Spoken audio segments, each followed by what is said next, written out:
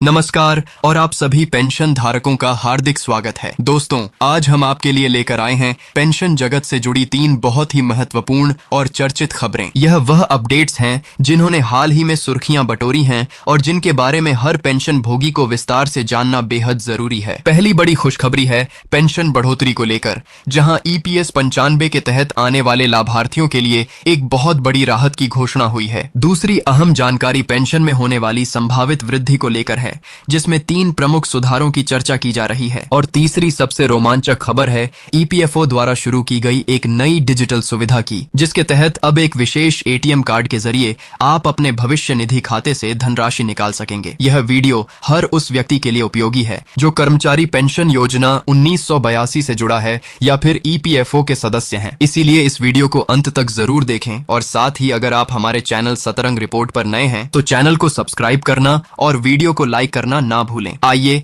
अब बिना समय गंवाए सीधे तौर पर इन महत्वपूर्ण मुद्दों पर गहन नजर डालते हैं। सबसे पहले बात करते हैं EPS 95 पेंशन योजना में हुए ऐतिहासिक सुधार की। दोस्तों, केंद्र सरकार ने EPS 95 के अंतर्गत आने वाले लाखों पेंशनरों के लिए एक बहुत बड़ा और सराहनीय फैसला लिया है। इस नए निर्णय के अनुसार अब पेंशन की न्यूनतम राशि को बढ़ाकर 7,500 रुपए प्रति माह कर दिया गया है। यह एक ऐतिहासिक कदम है क्योंकि इससे पहले यह राशि महज 1,000 रुपए हुआ करती थी। इस बदलाव का सीधा लाभ देश भर में फैले लगभग 60 लाख से अधिक पेंशनरों और उनके परिवारों को मिलने वाला है। यह निर्णय न केवल महंगाई दर को ध्यान में रखते हुए लिया गया है, बिल्कुल यह सेवानिवृत्त कर्मचारियों के जीवन स्तर में सुधार लाने और उन्हें एक सम्मानजनक जीवन प्रदान करने की दिशा में एक सार्थक प्रयास है। EPS 95 योजना, जिसकी शुरुआत वर्ष 1995 में हुई थी, का मुख्य उद्देश्य निजी और सार्वजनिक दोनों क्षेत्रों के कर्मचारियों को उनकी सेवानिवृत्ति के बाद एक स्थिर आर्थिक सहारा प्रदान करना था। यह योजना कर्मचारी भविष्य निधि संगठन यानी EPFO के अंतर्गत संचालित होती है, जहां कर्मचारी अपनी नौकरी के दौरान एक निश्चित राशि पेंशन फंड में जमा करते हैं। रिटायरमेंट के बाद या फिर कर्मचारी की मृत्यु की स्थिति में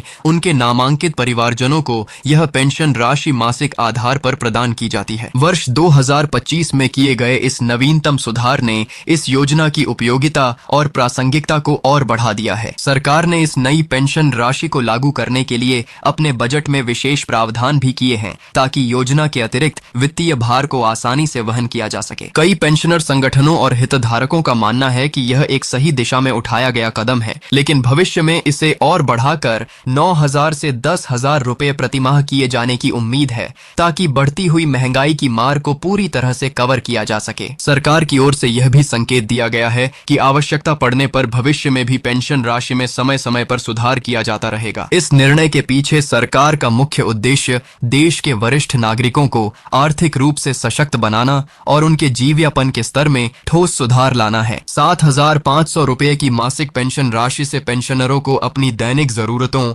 जैसे कि चिकित्सा व्यय, घर के खर्चे और अन्य आवश्यकताओं को पूरा करने में काफी मदद मिलेगी। विशेष रूप से ग्रामीण और दूर दराज के इलाकों में रहने वाले पेंशनरों के लिए यह राशि एक मजबूत आर्थिक स्तंभ का काम करेगी। इसके अलावा इस सुधार का सकारात्मक प्रभाव पेंशनरों के मानसिक स्वास्थ्य पर भी पड़ेगा, क्योंकि आर्थिक सुरक्षा की भावना से उनका आत्मविश्वास बढ़ेगा। पेंशन की गणना का तरीका मूल रूप से वही रहेगा जो पहले से प्रचलित है, यानी कि पेंशन की राशि की गणना सेवा के अंतिम वर्षों के औसत वेतन और सेवा के कुल वर्षों के आधार पर की जाएगी। हालांकि अब कोई भी पेंशनर 7,500 रुपए से कम की राशि प्राप्त नहीं करेगा। इससे यह सुनिश्चित होगा कि हर पेंशनर को एक न्यूनतम सुरक्षा कवच प्राप्त हो सके। कुल मिलाकर EPS 95 में किया गया यह सुधार देश के सेवानिवृत्त समुदाय के लिए एक नई उम्मीद की किरण लेकर आया है और सामाजिक सुरक्षा के क्षेत्र में एक मिसाल कायम करता है। अब बारी आती है दूसरे महत्वपूर्ण मुद्दे की, जो पेंशन बढ़ोतरी को लेकर सामने आई 3 बड़ी खुशखबरियों पर केंद्रित है। दोस्तों, पेंशन जगत में इन दिनों एक और चर्चा जोरों पर है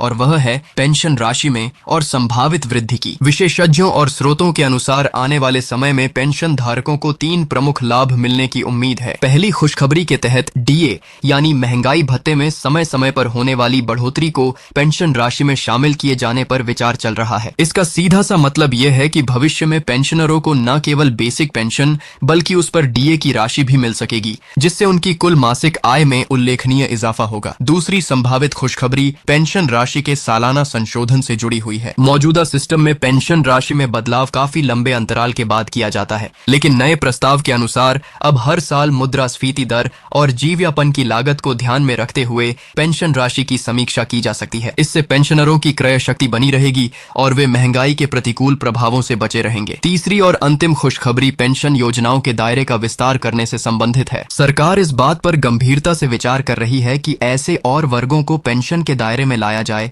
जो अभी तक इससे वंचित हैं। इसके अलावा विशेष आवश्यकता वाले व्यक्तियों और वरिष्ठ नागरिकों के लिए अलग से उच्च दरों पर पेंशन प्रदान करने की योजना भी बनाई जा रही है। इन तीनों संभावनाओं के पीछे सरकार का लक्ष्य देश की बुजुर्ग आबादी के लिए एक व्यापक और मजबूत सामाजिक सुरक्षा तंत्र का निर्माण करना है। अगर यह प्रस्ताव वास्तविकता का रूप लेते हैं तो इससे न केवल मौजूदा पेंशनरों का जीवन स्तर ऊंचा उठेगा, बल्कि भविष्य में रिटायर होने वाले कर्मचारियों को भी एक बेहतर भविष्य का आश्वासन मिलेगा। हालांकि यह ध्यान रखना जरूरी है कि यह अभी प्रस्ताव की स्टेज पर हैं और इन्हें लागू करने से पहले आवश्यक कानूनी और प्रशासनिक प्रक्रियाओं से गुजरना होगा। फिर भी इन खबरों ने पेंशनर समुदाय में एक नई उम्मीद जगाई है और भविष्य को लेकर एक सकारात्मक माहौल बनाया है। और अब हम बात करते हैं तीसरी और सबसे नवीनतम खबर की, जो ईपीएफओ द्वारा शुरू की गई एक गेम चेंजिंग डिजिटल सुविधा पर आधारित है। दोस्तों, अब आप अपने पीएफ खाते से पैसे निकालने के लिए एक विशेष एटीएम कार्ड का इस्तेमाल कर सकेंगे। जी हाँ, आपने सही सुना। कर्मचारी भविष्य निधि संगठन ने अपने नए डिजिटल प्लेटफॉर्म ईपीएफओ 3.0 के तहत यह अभूतपूर्व सुविधा शुरू की है। इसके अंतर्गत हर योग्य पीएफ सदस्य को एक विशेष एटीएम कार्ड जारी किया जाएगा जो सीधे तौर पर उसके भविष्य निधि खाते से जुड़ा होगा। यह कार्ड किसी भी सामान्य डेबिट कार्ड की तरह काम करेगा और देश भर के किसी भी मान्यता प्राप्त एटीएम मशीन से आप अपने पीएफ की धनराशि निकाल सकेंगे। इस नई सुविधा का मुख्य उद्देश्य पीएफ सदस्यों को उनके अपने ही पैसे तक त्वरित और आसान पहुंच प्रदान करना है। पारंपरिक तरीके से पीएफ निकासी एक लंबी और जटिल प्रक्रिया हुआ करती थी, जिसमें आवेदन पत्र भरना, दस्तावेज जमा करना और फिर मंजूरी मिलने का इंतजार करना शामिल था। कई बार यह प्रक्रिया हफ्तों या इन महीनों तक खींच जाती थी। लेकिन अब इस नए एटीएम कार्ड के जरिए सदस्य कुछ ही मिनटों में अपने खाते से नकदी निकाल सकते हैं। यह सुविधा 24 घंटे और 7 दिन उपलब्ध रहेगी, जिससे सदस्यों को अत्यधिक सुविधा और लचीलापन मिलेगा। सुरक्षा के मामले में ईपीएफओ ने इस नई प्रणाली में कई स्तरीय सावधानियां बरती हैं। हर लेन देन के लिए व्यक्तिगत पिन नंबर की आवश्यकता होगी। इसके अलावा कुछ विशेष लेन देन के लिए वन टाइम पासवर्ड या बायोमेट्रिक सत्यापन की भी जरूरत पड़ सकती है। अगर कार्ड किसी कारणवश खो जाता है या चोरी हो जाता है तो तुरंत ही संबंधित अधिकारियों को सूचित करके कार्ड को ब्लॉक करवाया जा सकता है, जिससे किसी भी प्रकार की अनधिकृत निकासी को रोका जा सकेगा। केवल वही सदस्य इस कार्ड का उपयोग कर पाएंगे जिनका केवाईसी सत्यापन पूर्ण हो चुका है और जिनका बैंक खाता ईपीएफओ के साथ सफलतापूर्वक लिंक हो गया है। इस डिजिटल पहल के कई फायदे हैं। इससे न केवल पीएफ सदस्यों का कीमती समय बचेगा, बल्कि इससे लेन देन की पारदर्शिता भी बढ़ेगी। सदस्य अपने खाते की शेष राशि और लेन देन के इतिहास को ऑनलाइन ट्रैक कर सकेंगे। इस नई प्रणाली के आने से ईपीएफओ की डिजिटल तस्वीर और मजबूत होगी और यह देश के डिजिटल इंडिया मिशन में एक और महत्वपूर्ण कदम साबित होगी। यह सुविधा विशेष रूप से उन सदस्यों के लिए वरदान साबित होगी जिन्हें अचानक आर्थिक जरूरतों के चलते तुरंत धनराशि की आवश्यकता पड़ती है। तो दोस्तों, यह थी पेंशन और भविष्य निधि जगत से जुड़ी 3 बड़ी खबरें। पहली, ईपीएस 95 पेंशन राशि में हुई ऐतिहासिक बढ़ोतरी। दूसरी, भविष्य में पेंशन में और वृद्धि की 3 संभावनाएं। और तीसरी, पीएफ निकासी की पूरी तरह से डिजिटल और सरल प्रक्रिया। हमें उम्मीद है कि यह जानकारी आपके लिए उपयोगी साबित होगी। अगर आपको वीडियो पसंद आया हो तो इसे लाइक करें, अपने सभी परिचितों और साथी पेंशनरों के साथ शेयर करें और हमारे चैनल सतरंग रिपोर्ट को सब्सक्राइब करना ना भूलें, ताकि आप ऐसी ही और अपडेट्स सबसे पहले पा सकें। बने रहिए हमारे साथ। आपका दिन शुभ हो। नमस्कार।